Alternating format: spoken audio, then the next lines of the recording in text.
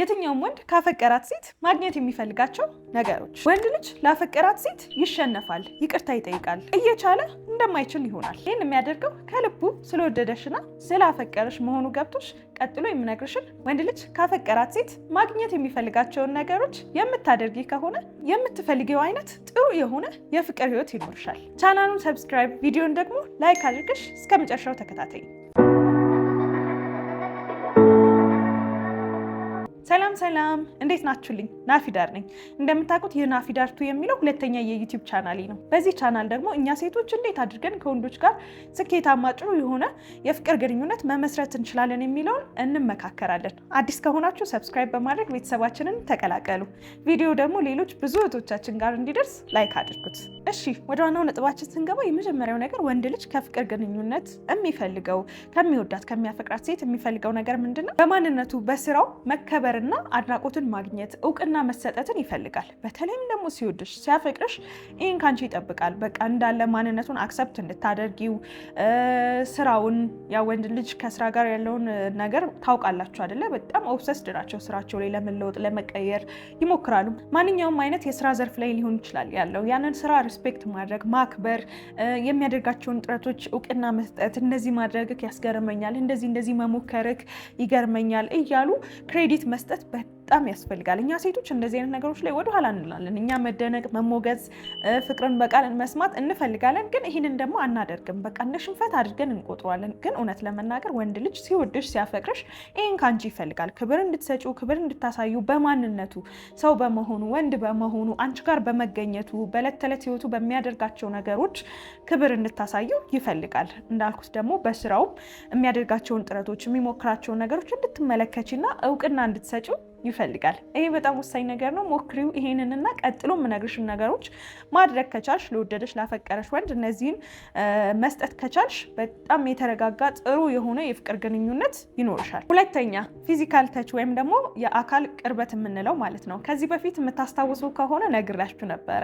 የፍቅር ቋንቋዎችን ሳወራችሁ ላይክ እንዴት ነው በአገልግሎት የሚገለጽ አለ አይደለ? ፍቅር በቃል የሚገለጽ አለ፣ ጾታዎችን በመስጠት የሚገለጽ አለ፣ በፊዚካል ተች በማቀፍ በመሳም በመንካት የሚገለጽ አለ።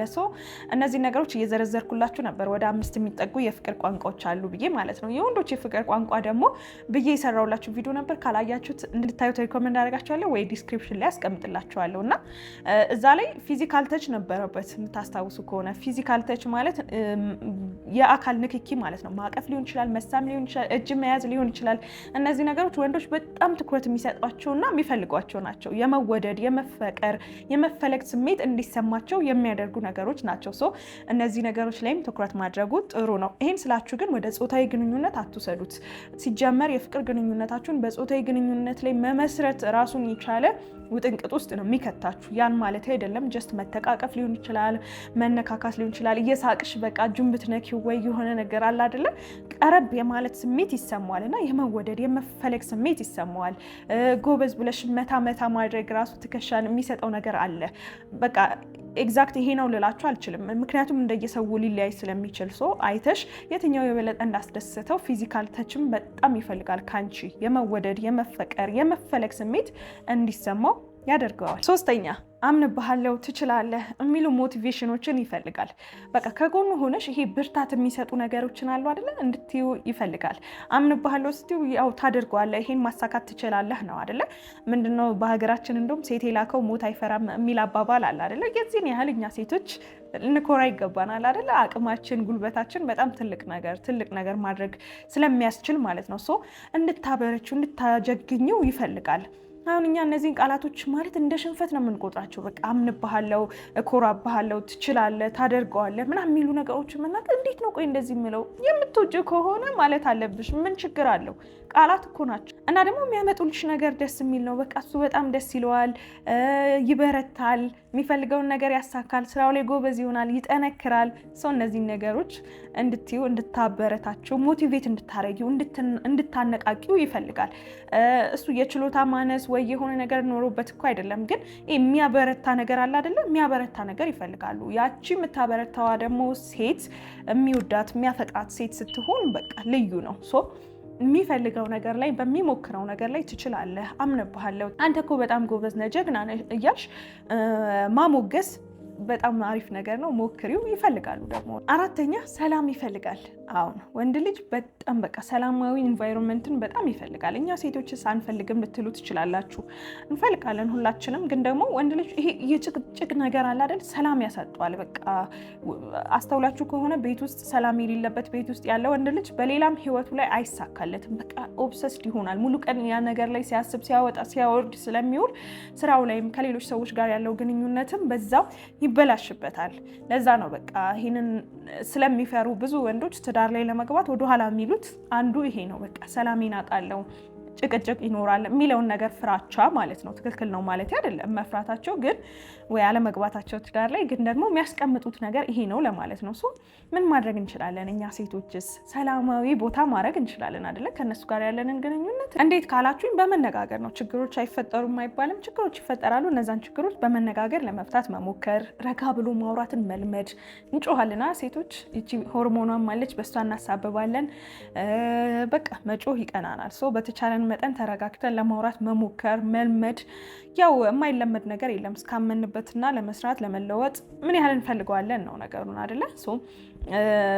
የሚያስጮሁን ነገሮች ይኖራሉ። ብዙ ጊዜ ላናወራ እንችላለን።